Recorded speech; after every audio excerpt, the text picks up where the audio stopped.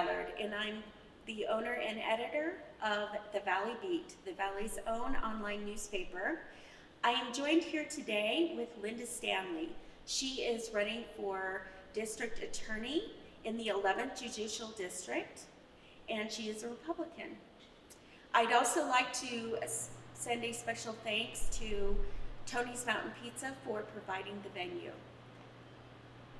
My name is Lisa Frank. I'm with the Sangre de Cristo Sentinel, and I'm also here and very pleased to meet Linda for the first time. I'd like to invite you to tell us a little bit about your background, Linda. So a little bit about my background is I was born in Nebraska and raised in Iowa. My dad was a Marine and a farmer, and he taught me from a very young age the value of hard work and character and integrity, and always doing what I say I'm going to do, and of course love for my country. After I obtained my associate's degree in criminal justice in Iowa, I did move to Colorado, and I drove a semi here while I attended Metropolitan State College of Denver and earned my bachelor's in criminal justice. And then I was a police officer for several years before I also obtained my master's degree in public administration from the first ever program on domestic violence at the University of Colorado. I attended law school at the University of Denver. I was president of the Criminal Law Association for 2 years and also president of Law School Students for the Right to Life and vice president of student government. During my last year of law school, I worked as a municipal prosecutor for the city of Thornton. And after I graduated from law school, I received an offer for the 10th Judicial District, which is in Pueblo. I moved myself and my 2 boys to Fremont County and Penrose and worked at the district attorney's office for a little over 6 years before I was offered the position as the first ever city of Pueblo municipal prosecutor, which I took. Got that program on board and then received an offer for a state of Colorado hearing officer, where I was there for nearly 3 years before I resigned to run for district attorney in this district. Linda, you stated that you were president of the Law Students for Right to Life. Yes. Very interesting. Can you just expand on that a little bit? Yes, so that program, actually, that group, as it were, had folded many years ago, but the pro-choice group was alive and well. So I decided to revive it, and successfully so.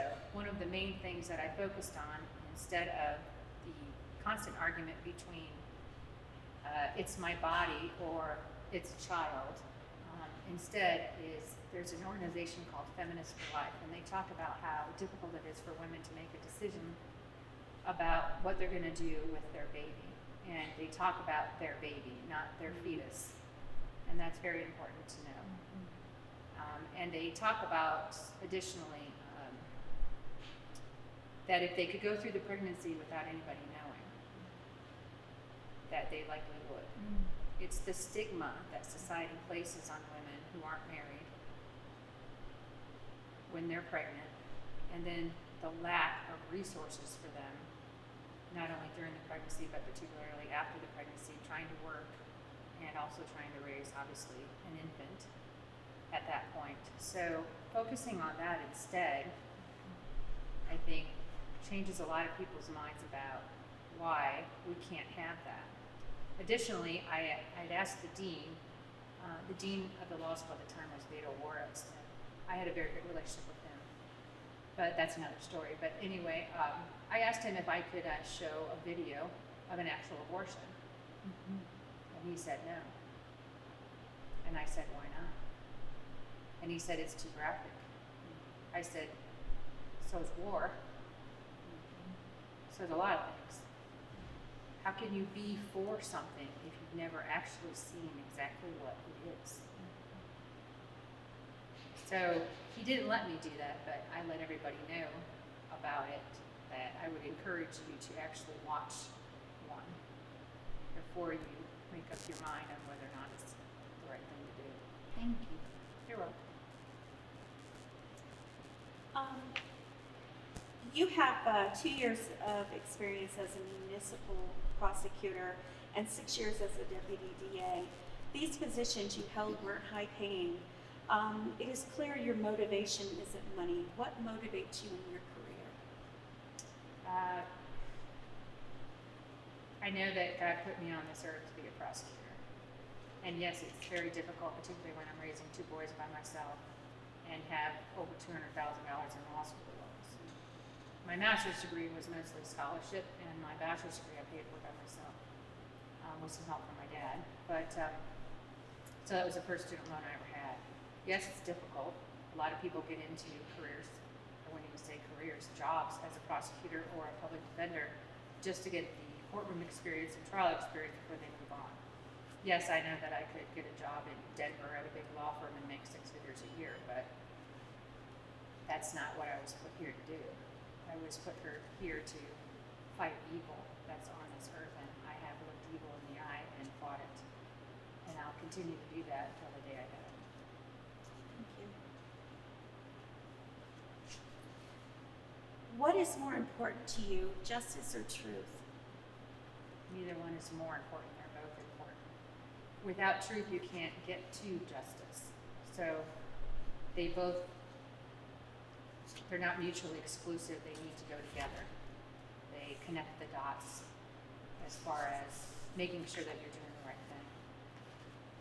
There's been many times that I've had a case, for instance, that the truth will come out about what actually occurred. And with the relationship I had with defense attorneys as a DA in Pueblo, they knew that they could come to me and I would look into it further, and then I would dismiss the case if that was what happened. In other words, they used to say that I'm not drinking the Kool-Aid, meaning I'm not just there to ruin someone's life or try to get the most I can out of this case, because that's not what a prosecutor takes an oath to do. A prosecutor takes an oath to seek justice. So it doesn't matter necessarily how many cases you have or how many cases get dismissed or how many trials you have, as long as you can look at yourself in the mirror every day and know that you did the right thing for everybody involved. That includes the system, the victim, and the defendant. And right now, everybody's aware of all the rioting, and I know in Denver, they're protesting, rioting. Caitlin Turner's has come out and said at this moment in history, a more equitable justice system calls on us to eliminate the racial inequities that exist in our criminal justice system. That's a pretty, it's certainly not a specific statement, one way or the other. It just sounds to me like a Band-Aid over something. And do you feel that there is an extreme bias in our justice system based on race? All I can speak for is my experience in the justice system. I certainly can't speak for the entire criminal justice system, but only what I've seen and what I've done. And what I've seen and what I've done, absolutely not. There is not any racial disparity in the system that I've worked in. Whether or not there is somewhere else, I don't know. But as far as I'm concerned, no, there's not. I believe that people have the right to redress their government. I do not believe that looting is part of redressing the government. Additionally, I know that there are district attorneys throughout this country, and notoriously Democrat district attorneys throughout this country, that are stating they will not prosecute those that are protesting and rioting and looting. And I'm not one of those. I will absolutely prosecute those who are protesting and then it turns into criminal activity, because that's my job. I prosecute people who break the law. So they need to know that before they come here, that they will be prosecuted. And I also believe when somebody has an issue that they would like to resolve with their government, they would like to protest that they need something resolved, say what it is. What's the end game? If you're going to attempt to change a system for what you think is the better, then you at least need to say, this is what needs to happen. So far, I haven't seen any of that. From any of the protesters or rioters, I haven't seen, this is what we want. Instead, I've just seen the incredible, I guess you could call it mayhem, would be a gentle word, that's going on and it's not okay. How do you feel about their statement to defund the police and send out social workers in place of police officers?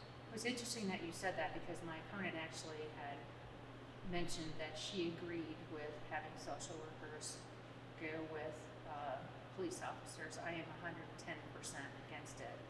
And the reason I probably know more about that than my opponent does is because I was a police officer. And specifically her statement said, sending social workers to, quote, non-emergency 911 calls, end quote.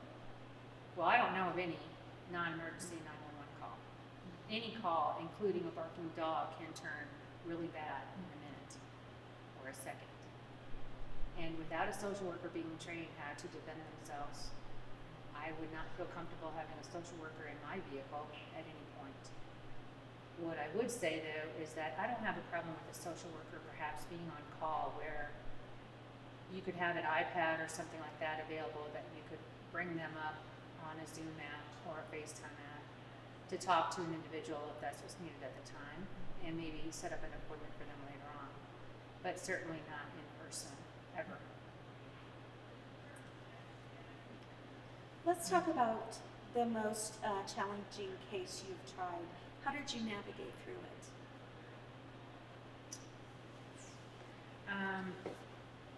I'll talk about my first challenging case, because I've had several. And my first very challenging case was an animal abuse case with 2 dogs.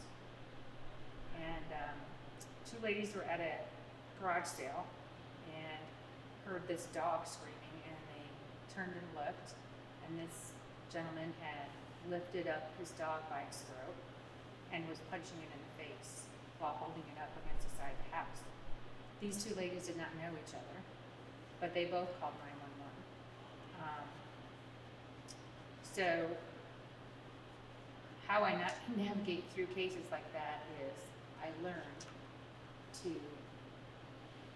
not show any emotion at the time that I'm looking at cases or what have you. These 2 ladies, when they were testifying on the stand, were crying, just remembering how awful it was what they saw. But I would go home and I would tell my boys, I'm going to go into my room for a second and then I'll be back out and we'll have some dinner.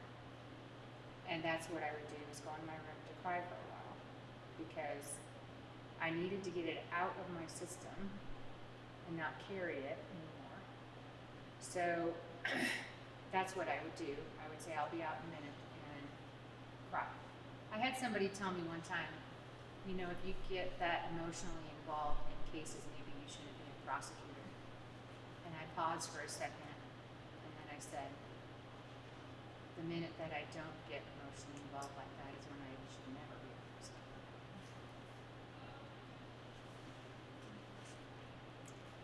Well, I'm not sure if you're aware, but we had an animal abuse case that came to light last year, and it was up here in Custer County. The person was able to plea bargain it down to only 1 charge, and the original number of charges were 37 counts. How do you feel about plea bargaining cases, and are there certain instances where plea bargaining is the way to go to secure a conviction?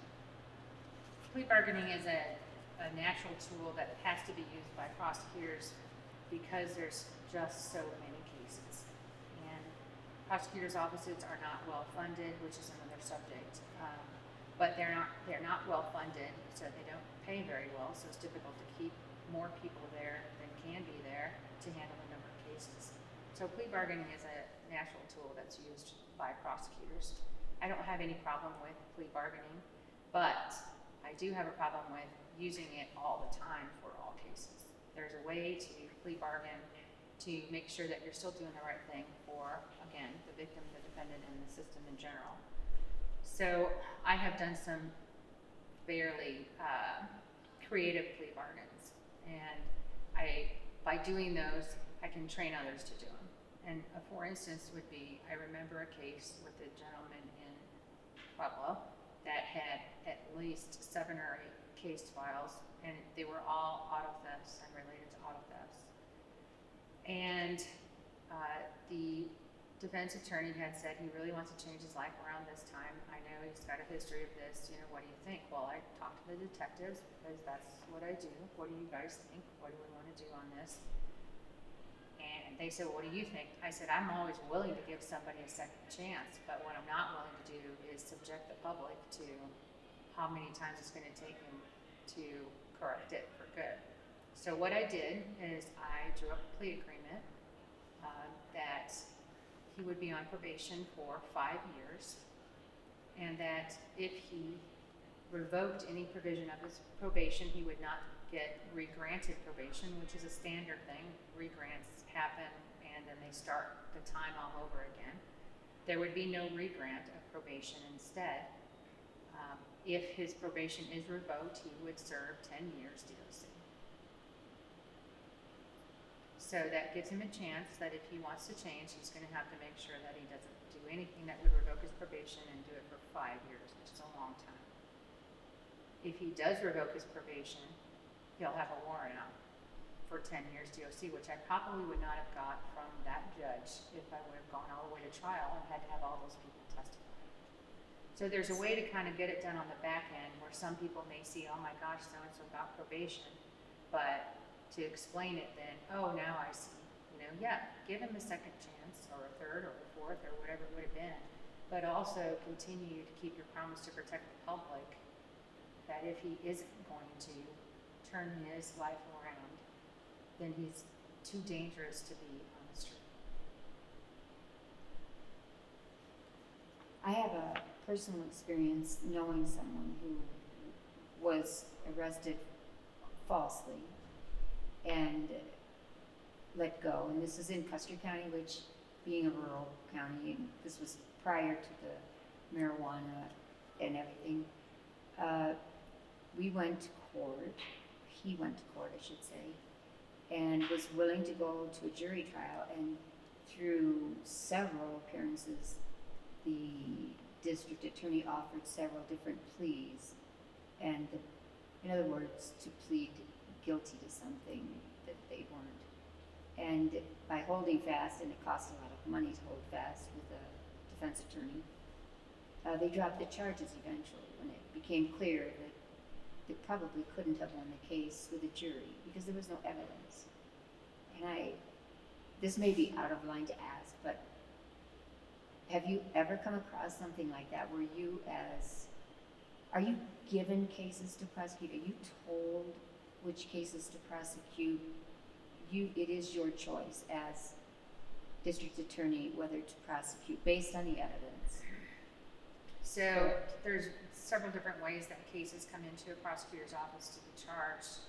Some of them are in the form of a ticket or a summons, and some of them are in the form of a warrant with the report. Some of them are in the form of direct files.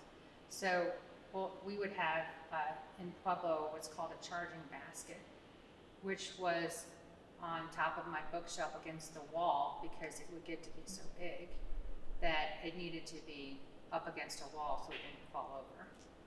And when I went to court every day, I would grab as many of those as I could stuff into my bag so that I could read through those reports during downtimes of court. And those reports are what some law enforcement would say they come back as a no file. And what that means is that somebody read it and decided not to charge and just wrote no file on it. I've never wrote no file on any charging document. If I decided that for some reason we didn't have enough or we can get more, I would write, you're not quite there yet, so can you bring me A, B, and C, or call me and let's see if we can get this done. So I started doing that from the very beginning, and then officers would just call me all the time anyway, because they knew then that I was trying to work with them, I was trying to help them, and they were trying to help me. So they'd call and say, well, I got A and C. Is that going to be good enough? What do you think? And we would talk about it. So it just got to be a regular thing where they would just call and say, what do you think about this? Or email me, what do you think about that? And that's the kind of relationship you need to have. All of the prosecutors need to have that kind of relationship with law enforcement. And I have a question. How will you handle cases such as the unconstitutional mask mandate? So there isn't any way that I can handle that case. The sheriffs in this district have stated that they aren't going to enforce the mask mandate. So I don't see any cases coming in that I would have to handle under that. I can tell you though that when I take the oath of office, I take the oath to protect the Constitution first and Colorado law second. So if there is a law that is unconstitutional, I cannot enforce it because I would be breaking my oath to uphold the Constitution of the United States first. Thank you. Holly Green wrote a passionate letter recently as a plea for justice for her brother who was murdered in Canyon City in February of last year. Ms. Green expressed that she had reached out to current appointed DA, Caitlin Turner, and it took Turner over 4 months to hear back from her. You reached out to her and she has endorsed you for district attorney. How would you have handled the case differently than your opponent? So I'm not really sure if she endorsed me, but that's okay.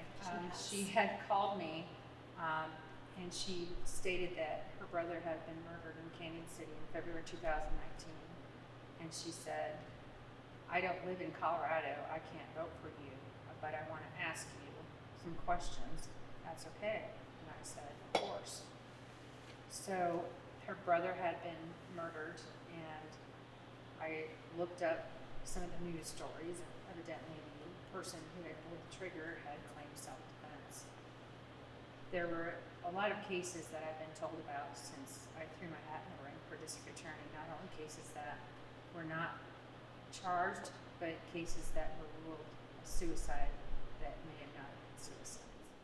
And I think the reason for that is because we've had individuals in positions that are positions that should only be held by competent and trustworthy individuals, and when they're not, followed by either an incompetent or lazy district attorney or a little bit of both, you have a recipe for disaster. In that officers know they don't have to charge, and DAs know that they don't have to pursue, and who's going to do anything about it? So it's time to change all that. We have a new coroner in Fremont County, and we have a new sheriff in Fremont County, and it's time for a new DA in Fremont County and the other surrounding counties in order to look into this stuff. I had said during the primary that I'm planning on having a cold case unit in my office, and somebody had asked me, why would you have a cold case unit in your office if the sheriff's office has one and the police department has one? And I said, what about investigating a sheriff's deputy or a police officer? And I understand that that may not go over very well, but that's exactly why. So I don't want another person in that same agency looking at the same case again. I want people to look at it with fresh eyes, people that have double-digit years of experience investigating to look at it with fresh eyes, and let's go from there. I'm not afraid to charge somebody and take them to trial on first-degree murder. And I did speak with Holly at length about lesser included offenses and what that would mean for her. And if you have probable cause to make that arrest, you may not think as a prosecutor that you can win in a trial. Sometimes that's the only justice that that victim is going to see, is their day in court. I have gone to court for victims who just wanted their day in court even if the case was weak. And I'll continue to do that for them. They are entitled to their day in court. So after I talked with Holly about some of those things, I told her my heart really hurt. And it did hurt. Her sister lived in Canyon and was trying to follow up on this case for a long time before her sister passed away. And now Holly's trying to do this from New York State. I told her though, after my heart hurts, I I then changed into warrior mode. So I told her, I will definitely look at the case as soon as I can, but I can't look at it until I'm in that office. And then I'll talk to her about it after I look at it. We certainly do need a warrior in the office of the district attorney. Yeah, and to speak to that, it seems so the 11th Judicial District is Chaffee, Fremont, and Custer County. And Pueblo Park. County and Park County, not Pueblo, okay, and Park County. And it has seemed in the past that Custer County has been really underrepresented in the district attorney's office. And do you see the same thing that I have seen, where there's no charges brought on any? In fact, at one time, our sheriff's department said they were no longer going to risk their lives to stop the illegal growing of marijuana in our national forests, because the district attorney at that time was not going to prosecute, and told them flat out, we're not prosecuting this. Right, so I have spoken on the black market marijuana and marijuana topics in general previously, and so I'll repeat what I've said before on that. I remember specifically having a debate with my primary opponent, who stated it was very difficult to prove that marijuana was black market marijuana, and I completely disagree with that. The way that the dispensaries are now, and I know people that work at the dispensaries, and the records that they keep of the people who come in there to buy medicine, as it were, that you can show whether or not any certain marijuana is from the black market or purchased at that store. But as far as getting rid of it, we need funding. We're probably going to need perhaps the DEA as well to come in and help with some of the removal of the black market marijuana. But the most important thing is when those cases come up, those individuals need to go to prison. End of story.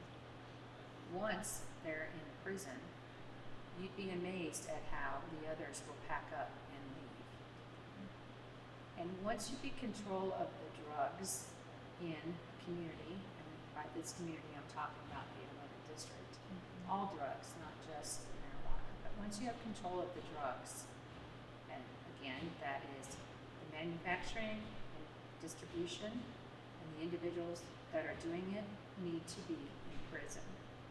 Once you get rid of that, you will see the rest of your crime rates drop dramatically. Murders, robberies, burglaries, everything. It's not necessarily that they're doing those, but it's the nature of the beast. You get rid of some of the evil, and the other evil will go. So I don't have any tolerance for drug dealers, manufacturers, people that abuse animals or children, and that includes sex offenders. Zero tolerance. I wanted to also ask about the recent information that came to light earlier this week about your opponent's campaign violations from the internet, where opposing posts were mysteriously disappearing and so forth. Right. How do you handle your Facebook page and so that you can make sure that none of those comments are disappearing from your page, that everything is being followed according to the rule of law? So on my page, I've had a couple people make some comments, but I've just answered those comments. But my page is different than hers because she is in a government office, and she holds a government office. And if you hold a government office, you cannot censure your constituents. And by deleting comments of your constituents, you are censoring them. You are violating their First Amendment, not only the freedom of speech, but freedom to redress the government. So when it comes to my page, I can delete if I want to, because I'm not holding a government office. But the individuals that are asking me questions may be somewhat angry when they're asking a question, but I'm still going to answer the question. And I do answer the question. I think there's a lot of questions on my opponent's side that haven't been answered. And sometimes those were deleted from my understanding. And you just can't do that. You have to answer the public. Once I'm in office, I'm planning on having some sort of a web page, for lack of a better word, to keep updates on cases that we're doing so that the media can take a look at it and decide whatever cases they want to put in, any stories, but also so that people can contact me, can email me directly and ask me a question or call me. But email's always better because I can email while I'm in court, I can't call while I'm in court. So can email me directly about any questions so that I can answer their questions. I've said from the very beginning that the office of district attorney is the office that works for the public, and I'm a public servant, and you need somebody in there where they understand that they are a public servant. So they serve the public. And once you have somebody in there that understands that, you're going to have people that, I don't know, people have tried to call there, but nobody ever answers the phone. And that's one of my biggest buttons of all. Someone's going to answer the phone as soon as I get in there. And I will be talking to people, answering emails, taking phone calls, and in court. Yes, I'll be busy. Very happily so. Absolutely. Linda, do you have any response to the letter that came out in the newspaper with the 3 sheriffs endorsing your opponent? Do you have any comment on that? My only comment would be that I did not ask for any endorsements from anybody. I didn't think it would be fair to ask for endorsements because they've never seen me as the district attorney. I can also tell you that the letter and the email were leaked to me weeks ahead of time. There were originally more names on there, but I had talked to those individuals and didn't mention the letter or the endorsement, just asked for a meeting that they happily obliged. And then when the letter came out, their names are no longer on there. And I think that speaks volumes because I did not talk to any of the sheriff's names were on. They did not answer your. They may have answered, but Answered. no arrangements were ever made. Okay, thank you. You're welcome. Is there anything you'd like to say in closing today? No, I think you guys have covered everything really well. I want to thank Ms. Stanley for taking the time out today, and also to once again thank Tony's Mountain Pizza in Silver Cliff for the use of their venue, and also Lisa Frey for taking time out of her day as well. Well, I really appreciate you coming here and talking with us. Really, Thank you. thank you. Thanks for the invite. My Yeah. pleasure. Thank you. Thank you. Thanks. Thank And you. good luck. Thank you. Yeah.